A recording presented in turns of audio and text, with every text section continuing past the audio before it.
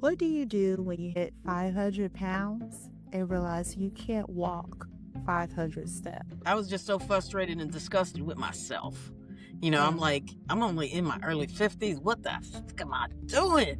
Jen didn't get surgery. She found a different way. She dropped 290 pounds and broke a generational curse. Her story is the fire you need today. Watch the full episode now.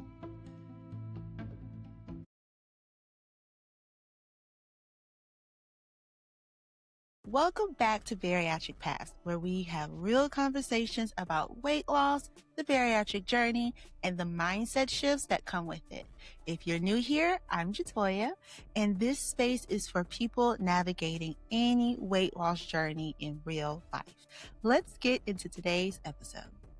Right, you guys. So, what happens when you hit 500 pounds, can't walk 500 steps, and you're staring down a future on a mobility scooter? For Jen here, that moment cracked something open. What followed wasn't surgery, it was a total life transformation. Through GLP-1 meds, emotional healing, and cooking like her life depended on it, she dropped over 200 pounds and found her purpose.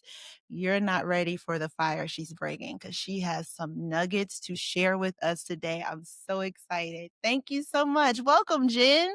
Hey. It's great to be here. Thank you for having me. Absolutely. So we're going to go ahead and jump right in with our first question. So when you were Googling mobility scooters and you realized you were struggling with walking, like what finally snapped? What made you say, you know what? It's time to do something different. Yeah, I was just so frustrated and disgusted with myself. I'm Mm. like, I'm only in my early 50s. What the fuck am I doing? There's got to be something better, than this. This is like, it's embarrassing, it's crazy, and I had to make a lifestyle change. This is like ridiculous. I didn't even look in the mirror, and it's like I work in home health. I have to help people, but Mm. I'm not helping myself by killing myself, eating, doing all these things that I'm doing, Mhm. and I had to make a change. I had to make a serious change. So that's when I decided to look up telehealth companies. One company I looked at, they were giving you like a speed. That's what it's called. I took a version of that. One I took was phentermine. Yes, Fetterman. Yeah. And I was like, wait a minute. That was in the 80s when I was in my early 20s, I think. Yeah, I took that Adipex. It was called Adipex. Okay. Okay, I've heard that one I too. took that and I actually lost 121 pounds. Mhm. I would work out 6 hours a day, 2 hours in the morning and 4 hours at night. And Wow. I had less than a 7% body fat count, you know. Mhm. And then when I got married, all of a sudden everything else goes to the side and I put the weight back on. Oh, More but weight after I that, I'm had to make a sure. change. Yeah. So I looked up one company, they wanted to give me Fettermine. And I told the lady, I said, nah, you guys are drug pushers, man. I mean, I was like, Mhm. nah. So then I looked up another company and LifeRx popped up. And we talked like for an hour and a half on the phone about everything. He says, Mhm. here's what you're gonna do. We'll go get you some blood work first, then we'll do all this. I told him all my medical stuff, diabetic, high blood pressure, cholesterol, edema, Mhm. all that stuff, arthritis, back pain, all that stuff. So I went and I got the blood work done. I met with the doctor via telehealth, and they have doctors Mhm. all over the US. And so I did that, and my stuff came the next day. And they were Hmm, that was like fast. a year and a half into the GLP-1 stuff. They have since then advanced quite a bit, and they have like thousands of people. But one of the good things about LifeRx is to not just bariatric, not just GLP-1s, but it's other stuff as well, other areas of Mhm. health. I don't like needles, but I got used to it. I looked at Yeah, the videos and they're everything. tiny. They're not that Yeah, they're very tiny. Yes, they're very tiny. I started taking it in like 6 to 7 weeks. I started feeling different. I stopped drinking soda. I haven't had a soda in like 4 years. Let's say within like 2 months, I stopped drinking soda.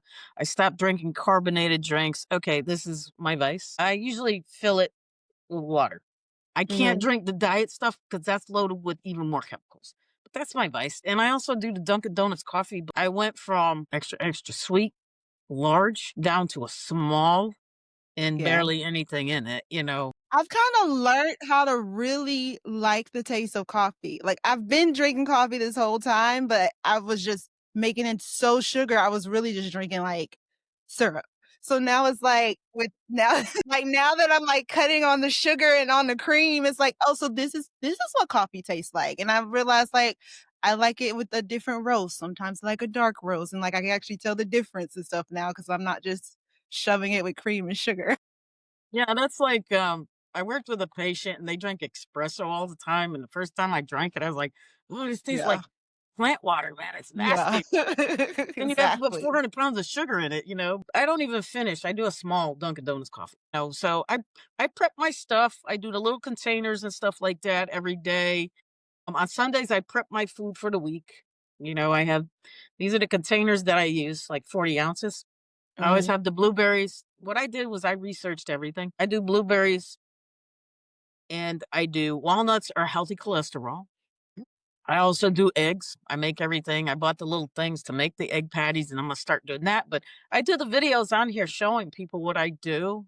And a lot of them thank me. A lot of them ask questions. I answer everybody back. But Yeah. like I like to teach people, I like to tell them about it.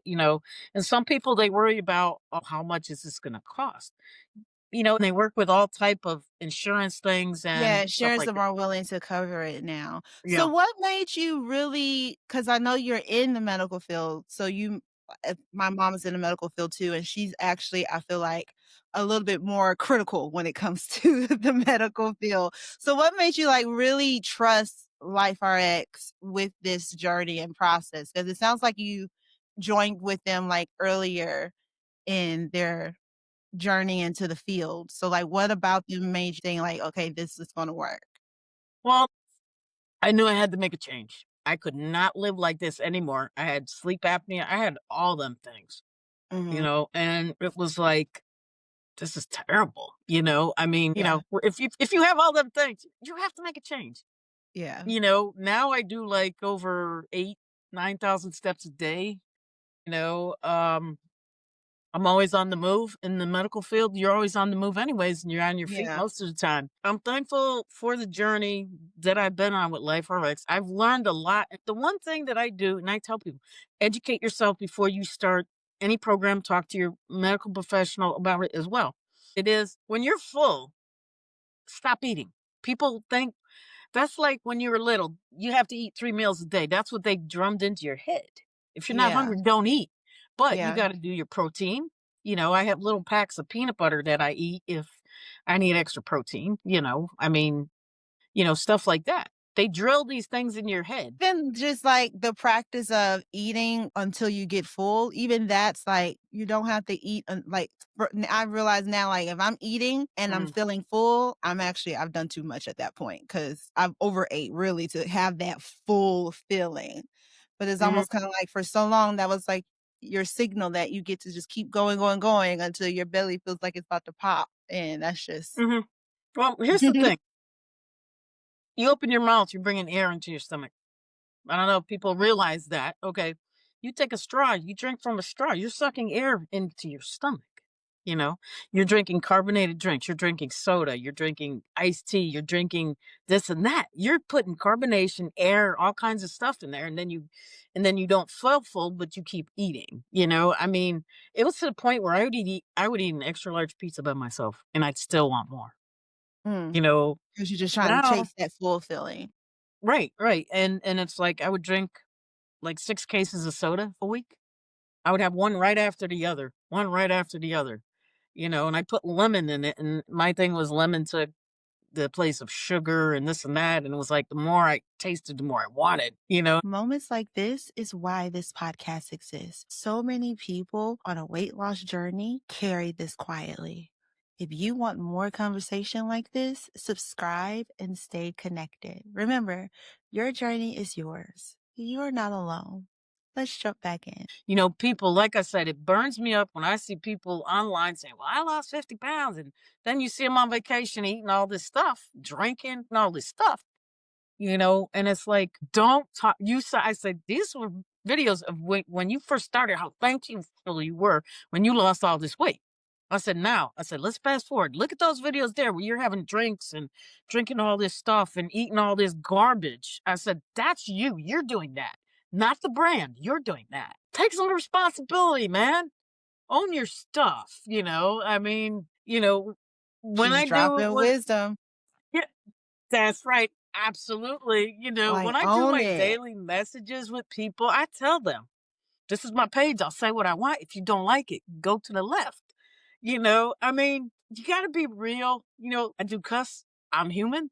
You know, I talk to God daily and he forgives us, but you got to be real with people. And, people ask me, do you put on a show when you're on? No, this is me. Anybody that knows me, this is me in real life. This is how I am.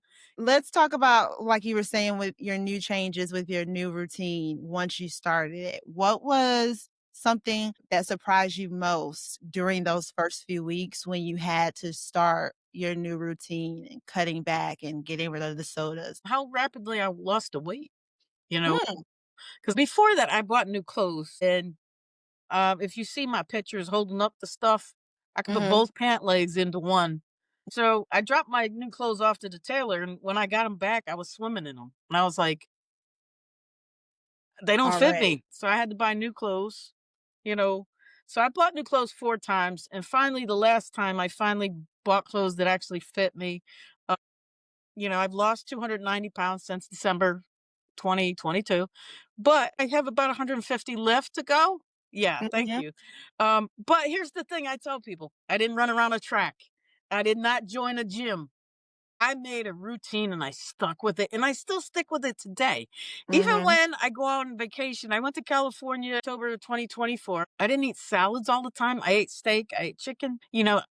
I had half a drink or one drink or something. I took pictures of it. That's how I've always been anyways. I don't drink that much. I can't drink soda. I drink water, or coffee. But Mhm.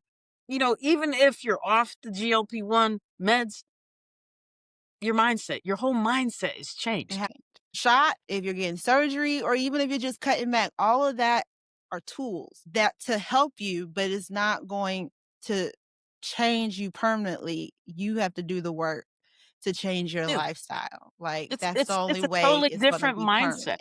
It is. It's a Yeah. totally different mindset. I go to the grocery store and I have no regrets walking by the garbage aisle, the junk food, Yeah. the sodas, the candy bars, stuff like that. Mhm. Once in a while I'll have Tic Tacs, you know, or, I have a cough drop. I took a cough drop before we started because I had a little bit dryness. See, what's I hard mean, for me is I still have young kids, so they have it, and so it's in the house, and I really have to show restraint because if I want it, it's right there in my pantry. I just don't touch it.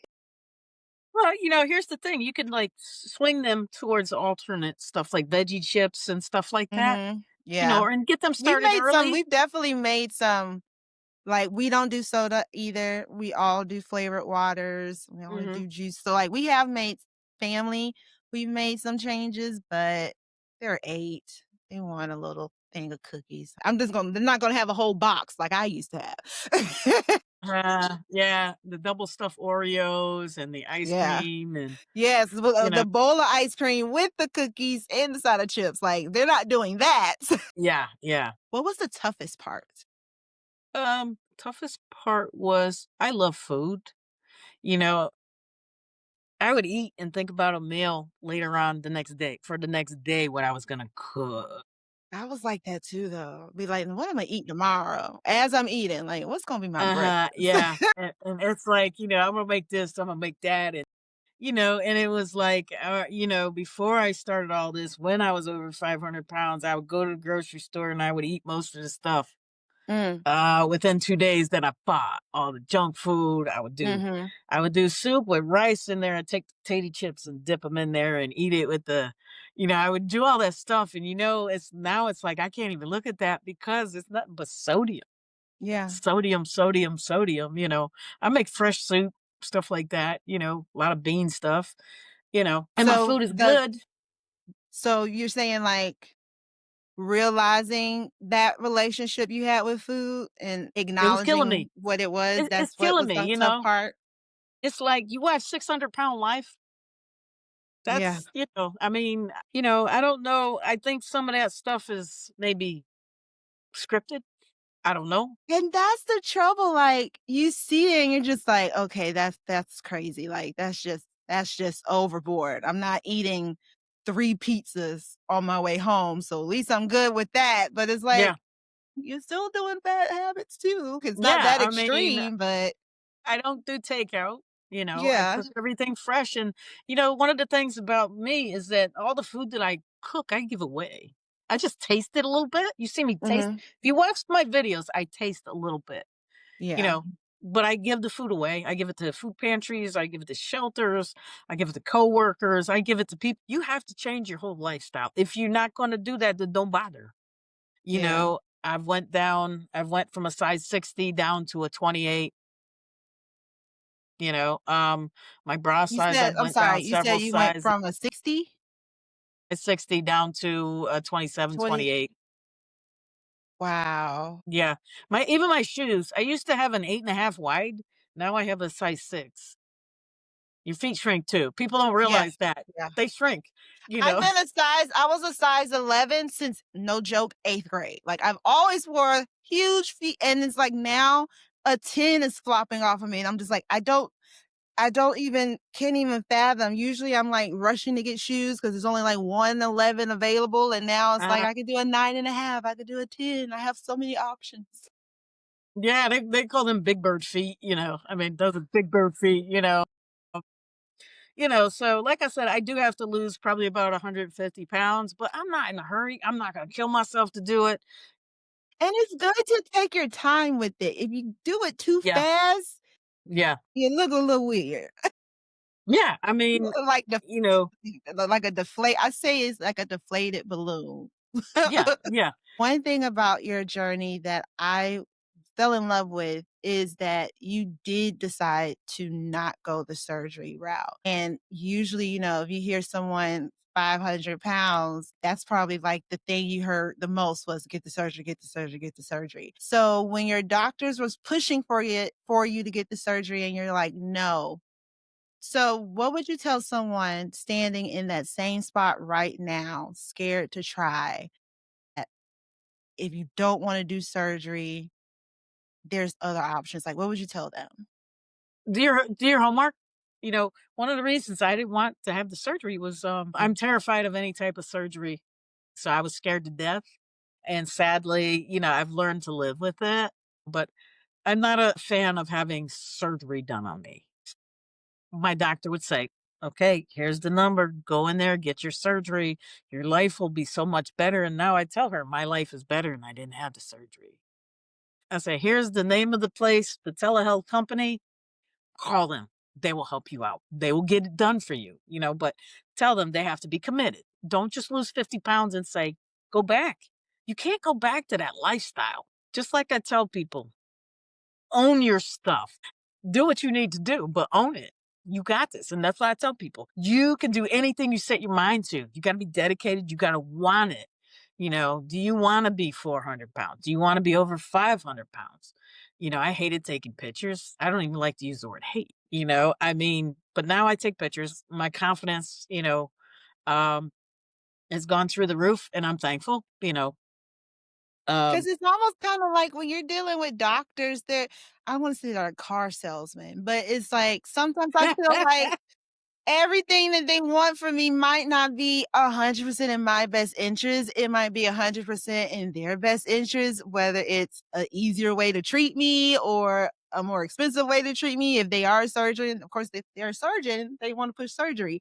So it's just right. kind of like you do have to kind of, when you're going to the doctor, you want to listen to them because they're the experts, but you still have to, like you say, do your own research and make your own decisions because only you live in your body. And sometimes you have to learn how to like advocate for that. Doctors are human, They are. even though they They try to think they are gods or have a God complex, they're not. So Yeah. it's just kind of Yeah. like it's just one opinion.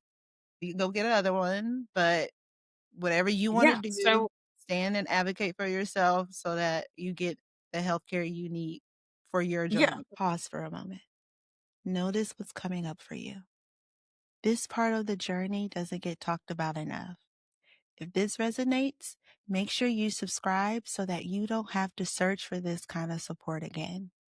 Remember, your journey is yours, but you are not alone. Let's jump back in. Well, let's regroup a little bit. You brought it up earlier and I want to kind of talk about it now. okay. You've mentioned how, you've experienced some abuse in the past growing up, and I'm sure carrying that pain for decades had to have some like dramatic effect on you. How do you think that trauma shaped your relationship with food? Food was my go-to, I guess. It made me feel comfortable, and I was happy. I was happy. And I don't know, maybe I put the weight on as well to shield myself from the beatings and stuff. I mean, Like weight was your protection. right, right. I mean, I have post traumatic stress from it, but I don't let things define me. I deal with them and stuff. I have Asperger's syndrome, which is a form of autism as well. So I've had to Mhm. learn a lot of stuff by myself. And but I feel that I've learned a lot in the world. So that Wow. abuse was childhood abuse? It was from the age of 4 to 14. Generational curses, It's a kinda. generational curse, yeah. So I broke that cycle. I'm happily Isn't that awesome when you do that? yeah, you know, what it is this. I was kind of like a black sheep of the family, and the funny part about that was I thought I was adopted, man. Well, they say that the black sheeps of the family usually are the ones who are the generation cursor breakers. Like, they're the ones who are going to I believe that. change the whole trajectory of the family, and that might be why they are the black sheep, because you have to do something different. So, Yeah, I mean, I just God was a very big part of my life.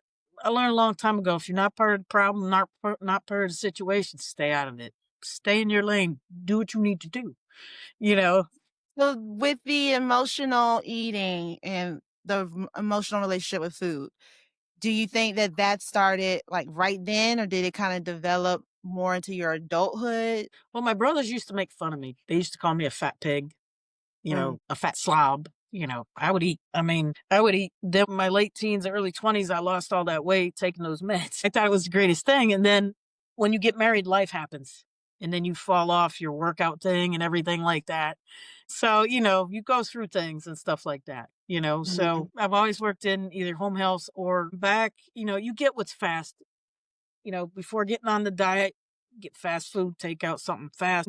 When you got home from working like 12, 14 hours, you don't want to cook. You're too tired. You want something fast. But you know what? I don't care. I don't care how late I get home. I'll cook. Yeah. I would rather cook or I make extras so that I have something to go to. Do you feel that your childhood affected your sense of self-worth as you grew up? Absolutely. Absolutely. Since I've changed everything, my confidence level has come up a great deal. This year for me has been a whole learning experience, a whole learning journey. And, I decided to put myself first. No matter how horrible of a day I had yesterday, don't bring it with you. Yeah, so that transformation definitely sounds like it was, like, a personal journey. Eh, Did you start that personal journey before you started your weight loss journey? Was it at the same time? Um, How did that work? a little bit of this and that. My weight loss journey, I've really come into me this past year, even, Mhm. I've learned so much and I'm so thankful for it, and going through the garbage that I went through all year has made me a better person. When you get people and things that really try to break you down, I mean, break your spirit, break everything in you, you know, Mhm. that's not no, no. Yeah. I gotta fix me. I gotta take care of me. And that's one of the most important things when you start any type of a journey. the weight loss journey, you got to decide, do you want to live or die? I want to live. And I'm more than happy to share my story, my testimony, not story, my testimony with anybody that'll want to listen. So, like I said, my messages every day are positive and I'm thankful.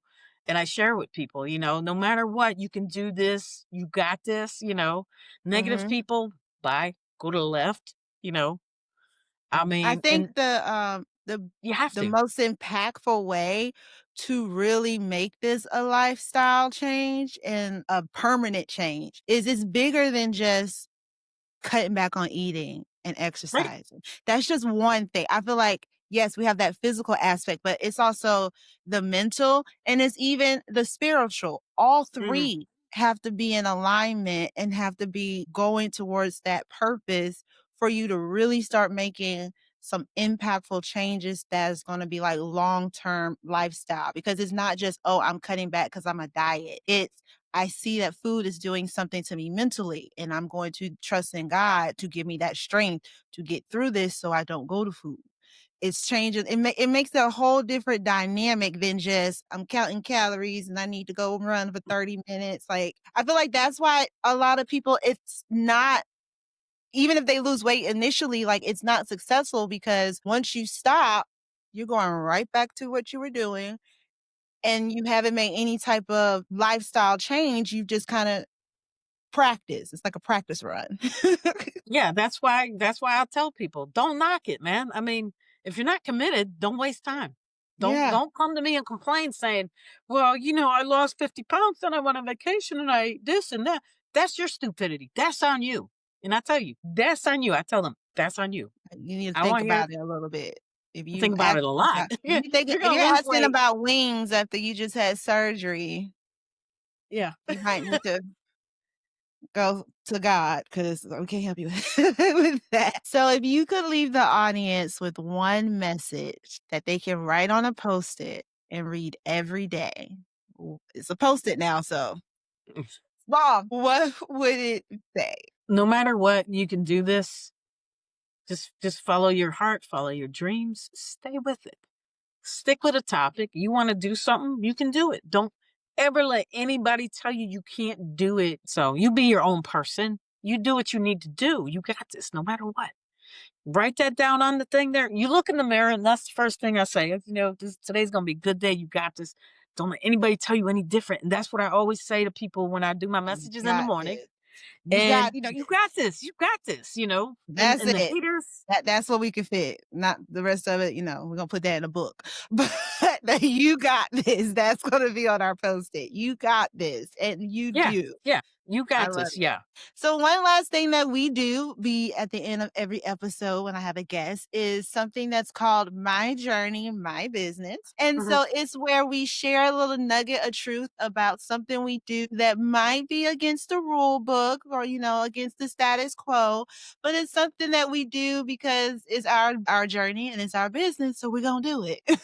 Yeah. So what Yeah. is something that you may do or not you may, but what is something that you do in your journey that you would like to share as your little nugget of truth? I do a lot of stuff. Little nugget of truth. Be honest with yourself. That's the most important thing. If you Doesn't can't have be to honest, if you can't be honest with yourself, mean then like don't what's something bother. bad you do? Do you eat chips? Do you eat ice cream? What do I you eat a do few like that? Cheetos. I eat a few Cheetos. Cheetos, but the dogs That's end up their business. eating most of it. Yeah, That's their I have some Cheetos, and the Cheetos. dogs eat most of it. Yeah, yeah. So, I mean, that's my guilty pleasure. I like pizza. Pizza, man. She loving everything. So Pizza, man. Pizza. tell the audience about your page. What's your TikTok? How can they follow your journey? If they want some recipes, give me all the details. What do we have? Yeah, Jen's cooking for you too at TikTok. I'm up there. I'm on Facebook, but you got to send me a friend request. Instagram as well. Lemon8 is attached to TikTok, and also the LifeRx MD page. They have the blog up there. If you go up there and you decide to do the stuff, you fill out the stuff and you put if you put my code in Jen, I think it's where is it? Yeah, code Jen, JENN, or Jen referred you, you'll get $50 off your first order, you know. Now we love a good They'll deal. immediately call you back. They'll immediately call you back and get you scheduled the next day. You'll talk to a telehealth person via video. You don't have to leave your house. You just talk to them. Thank you so much, Jen. This has It was been fun, a man. phenomenal. This episode may end here, but the journey doesn't. Parallel Paths is the Bariatric Paths membership for people who want continued support, real conversations, and connection beyond the podcast. If that sounds like what you need right now, go to www.bariatricpaths.com and see if the community feels like the next right step for you. Remember, your journey is yours, but you are not alone. Go out there and crush it. Bye. This podcast is for support and inspiration only. It is not medical advice. Always talk to your doctor or care team about what's right for you.